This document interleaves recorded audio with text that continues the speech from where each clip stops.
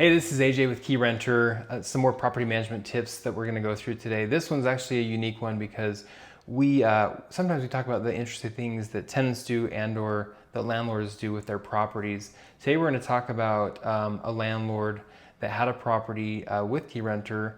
It was one of the earlier properties we brought on with Keyrenter, and this landlord, he, as we were going through and analyzing the property and just doing an inspection, a walkthrough really to bring it on, I noticed a truck in the corner of the Nissan Titan, actually in the corner of the parking lot, and there was weeds growing all around it, and it looked terrible. It was halfway covered with the tarp, and there was a bunch of junk in the back and flat tires. The look, and there was the windshield, I think, was cracked and just dust and dirty, and there was even some stuff stacked around it. And I said, well, Mr. Landlord, what are you going to do with that truck? He's like, oh, don't worry about that. That's been there for 4 years, and the tenant's still going to come pick it up. They moved out years ago, but they're going to come get it, and I'm just leaving it there for them for whenever they come get it. I'm like, no, you don't have to do that.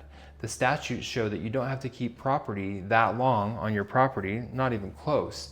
And that could actually, provide some revenue for you if we could dispose of it the right way and make sure that we can get it off your property and get it into make it look nicer where it is, because it was looking really terrible in that part of the parking lot.